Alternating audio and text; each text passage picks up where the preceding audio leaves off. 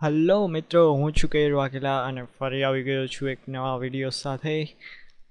આજે આપણે એક મહત્ત્વના ટોપિક વિશે જોઈશું, જે છે જીએસટી. હા, ગુડ્સ એન્ડ સર્વિસ ટેક્સ. કોમર્સના વિદ્યાર્થી માટે આ એક બહુ મહત્ત્વનો ટોપિક છે અને કોમ્પિટિટિવ એક્ઝામ્સ જેમાં એકાઉન્ટ્સ રિલેટેડ હોય છે, જેમ કે account officer, auditors, sub auditor,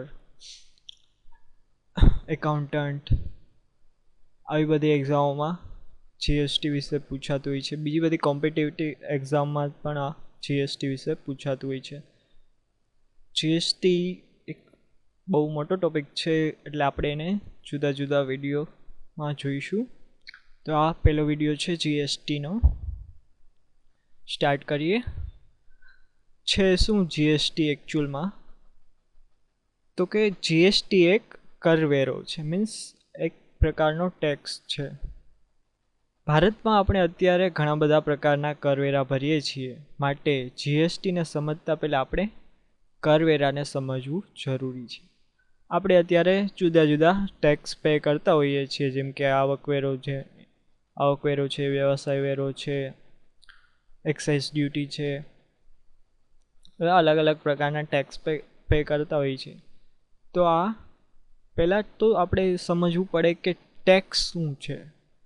જ્યારે ટેક્સ સમજાઈ જાય, મીન્સ કરવેરા શું છે, તો આપણને જીએસટી શું છે સારી રીતે સમજ આવે. તો જોઈએ. કરવેરા એ બે અલગ શબ્દનો બનેલો શબ્દ છે, કર અને વેરા, જેમાં જકાતનો એટલે કે ઓક્ટ્રોયનો પણ સમાવેશ થઈ જાય છે. અંગ્રેજીમાં કરવેરા માટે અલગ અલગ શબ્દો હોય છે, જેમ કે ટેક્સ, સેસ, ડ્યુટી, સરચાર્જ વગેરે.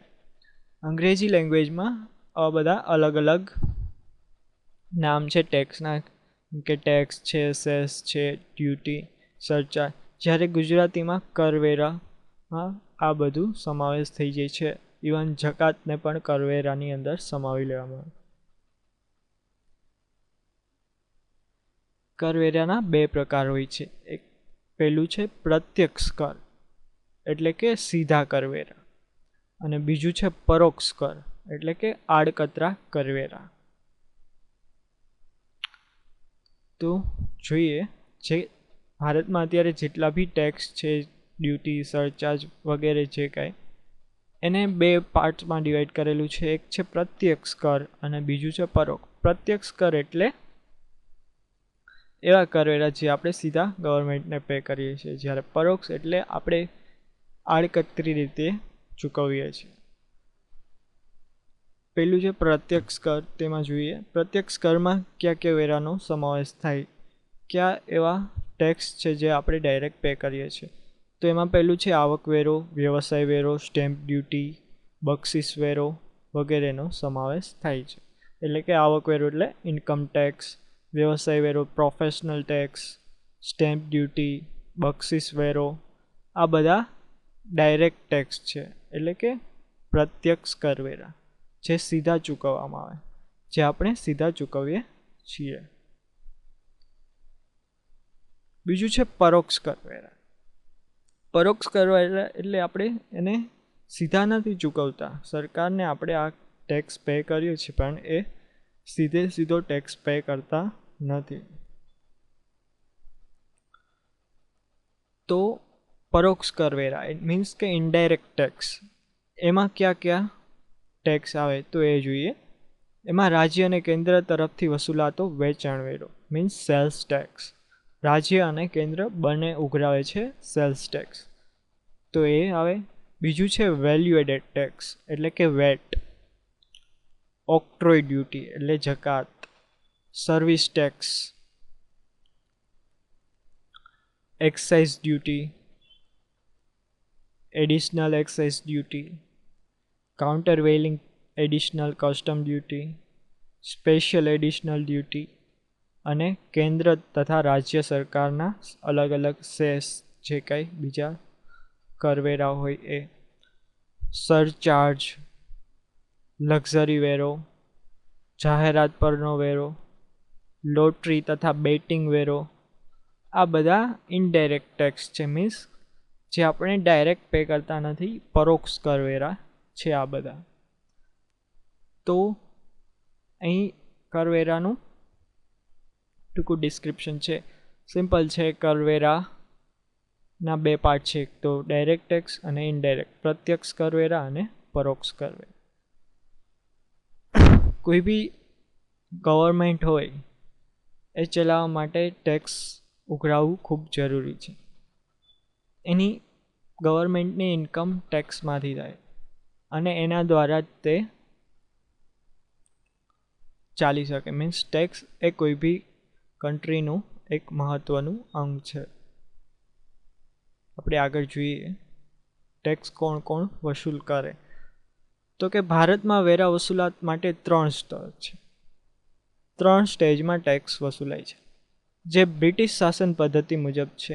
મીન્સ જ્યારે આપણા ભારત દેશમાં બ્રિટિશોનું શાસન હતું ત્યારથી જે પ્રણાલી છે ટેક્સની એ મુજબ જ છે. એમાં સમયાંતરે ચેન્જ થતા હોય, પણ કોઈ બહુ મેજર ચેન્જ થયો નથી અત્યાર સુધીમાં. હવે જીએસટી આવશે એટલા માટે ચેન્જ થશે, પણ અત્યાર સુધી કોઈ એવો મેજર ચેન્જ થયો નથી. માટે તેને ત્રિસ્તરીય પ્રવૃત્તિ કહે છે, જેમાં કેન્દ્ર સરકાર, રાજ્ય સરકાર અને સ્થાનિક સત્તામંડળનો સમાવેશ થાય છે. ત્રિસ્તરીય પ્રવૃત્તિ એટલે શું? જેમાં 3 સ્તરનો સમાવેશ થાય, જેમ કે કેન્દ્ર સરકાર, રાજ્ય સરકાર અને સ્થાનિક સત્તા મંડળ. કેન્દ્ર સરકાર બી ટેક્સ ઉઘરાવે, રાજ્ય સરકાર બી ટેક્સ ઉઘરાવે અને સ્થાનિક સત્તા મંડળ બી ટેક્સ ઉઘરાવે. તો આ 3 સ્તર ઉપર ટેક્સ વસૂલવામાં આવે એટલે એને ત્રિસ્તરીય પ્રવૃત્તિ કહે છે. આપણે એક્ઝામ્પલ જોઈએ તો કેન્દ્ર સરકાર આવકવેરો ઉઘરાવે છે, પછી રાજ્ય સરકાર છે, જે સ્થાનિક સત્તા મંડળો છે, આ નગરપાલિકા હોય છે, ગ્રામ પંચાયત હોય છે, તે લોકો મકાન વેરો, દીવાબત્તી વેરો, સફાઈ વેરા વગેરે જેવા ટેક્સ વસૂલતા હોય છે. આ પદ્ધતિમાં જીએસટીથી ધરમૂળ ફેરફાર થઈ જશે. આમાં ચેન્જ થશે, જીએસટી લાગુ પડશે ત્યારથી.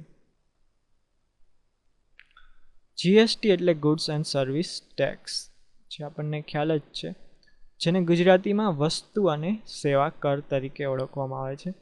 આઝાદી પછીનો આ સૌથી મોટો કર સુધારો છે.